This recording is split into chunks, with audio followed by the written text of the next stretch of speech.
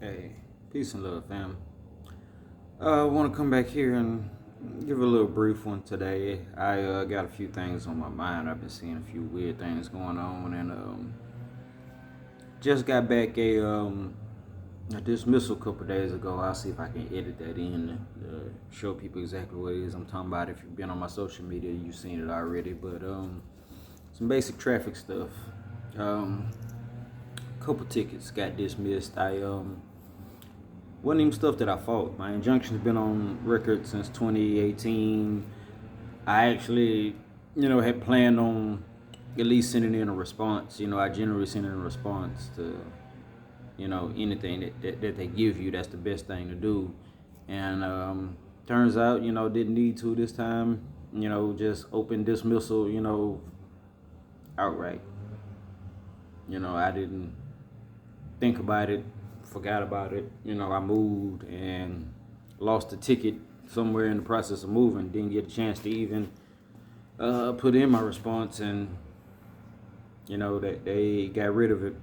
So basically, where I want to go with that is you don't always, or you should never, on the side of the road, or even dealing with policy enforcers in general. Um, you never have to really defend your status of who you are or any of your paperwork. You don't, or I've never even mentioned to a policy enforcer that I've had an injunction on file since 2018. So whenever stopped, I give them my nationality card, ID, what they're asking for, financial responsibility. I give them the bond now that I have based on full faith and credit of birth certificate. So I wrote up a GSA bond for the amount. Uh, Got it. What do you call it? Not notarized, medallion stamped at the bank. For the state statutory amount, and been rocking out ever since. Ain't had no issues. So when I did get the ticket or tickets, it was, I think, no driver's license and what they say, improper use of a dealer tag. Basically, I got the same paper tag that's been on there since we bought the vehicle early this year, like January, February, and just been riding with it. Whatever. It said it expired probably like in February or some shit. Whatever. Been riding. Right to travel. No issues. I did redo my injunction this year, partially because I moved to another county. Just outside of Houston's main county, Harris County. I'm in Fort Bend now, but putting the Fort Bend sheriff on notice, I didn't do anything with the Harris County. That was a Harris County ticket.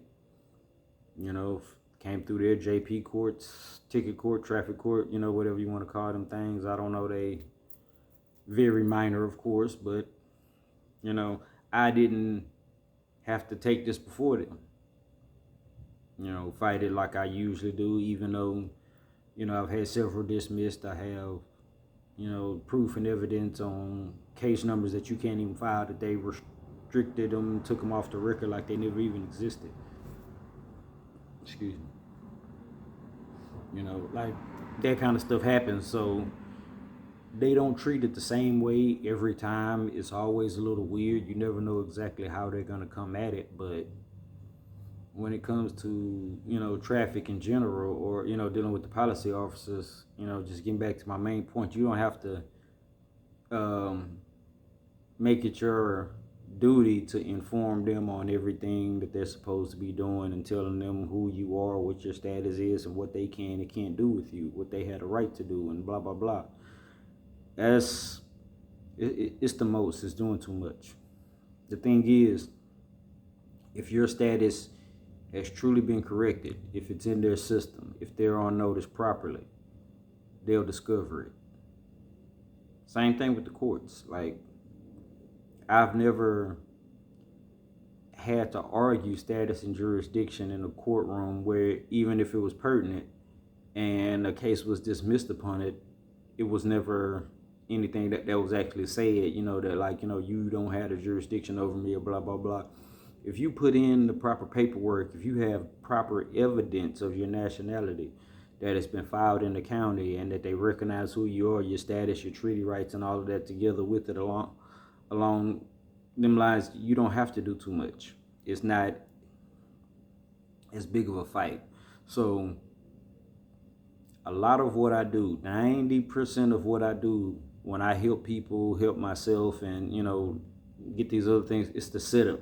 Is beforehand, being already set up, having a foundation set up as a moral with your nationality, let them know who you are in commerce and all of these things. So when stuff starts to happen, you're just responding to whatever happened in general.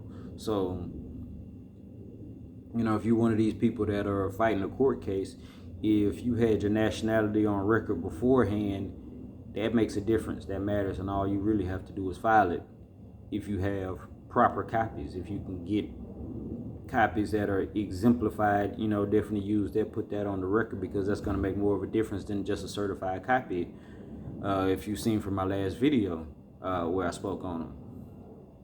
So, this is some of the things that we help people with.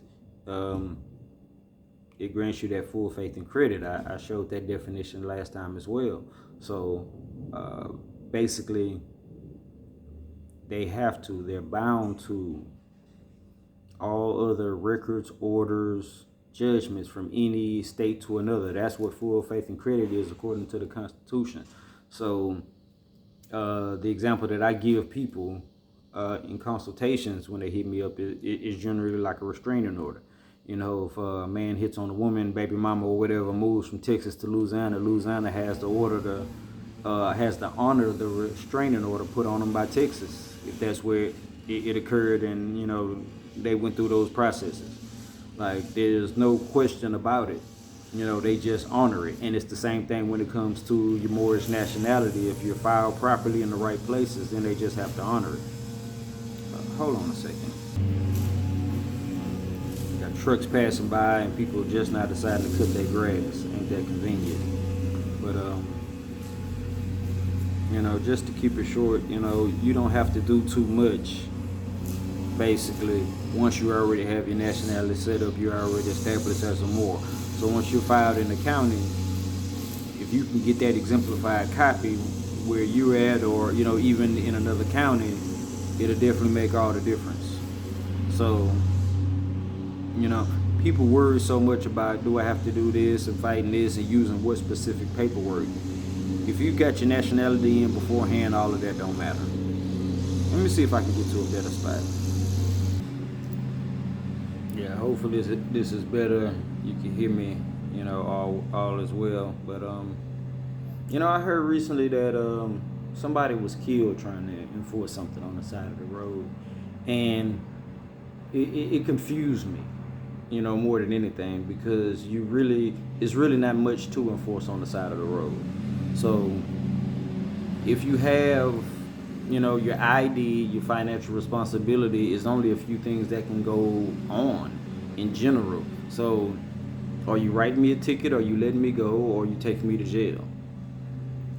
Like, it's only 3 things that can generally happen, and there's no reason it should be escalated, beyond those 3. So, if you're taking me to jail, what crime do you suspect me of? And, you're going to have to fight me with evidence and all of that there.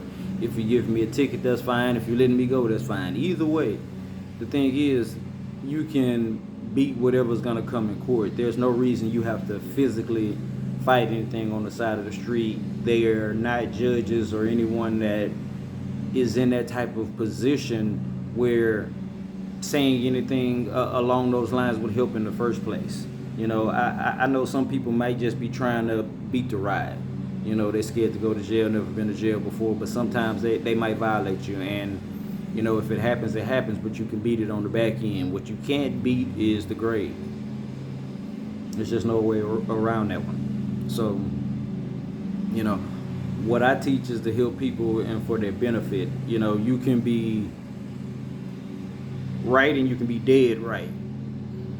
But, that being dead right doesn't matter. It doesn't help out your family, in the end, or benefit in any type of way that would significantly matter. Being a mortar out here is not going to help, because just honestly, it's not even enough people coming to the rescue for our people. We gotta stay around, be around as long as possible to be able to help our families and to provide. We in the last stages of the Crusades. The Pope has already apologized for everything, allegedly. Blah blah blah. So, they know what's been done. They know after all these years they've been wrong, but at the same time, it's got to a point where it's out of control and even out of their hands. So the Pope, the enforcement end of, who's riding for them, is not even in control anymore. Just to be honest, they have some control over their own people that are under their hand, but there's so many people that have ran off with the agenda now. It's more of, we're fighting against principalities and ideals, people that are writing manifestos and trying to be lone wolves out here, even though that's not a real thing, and they got, full system behind them. If you know anything about that term and, where it comes from, you see what's going on and what they're trying to do. So, look that up if you're not really familiar. But don't be out here hurting yourself and getting your people hurt, doing the most on the side of the road with these people. Get out of the way, get out of their face. I can't say it no better than that, because, once you actually learn how to operate, a lot of this stuff that people are going through is senseless and worthless. And with that, I'm ended there. Peace and love, family.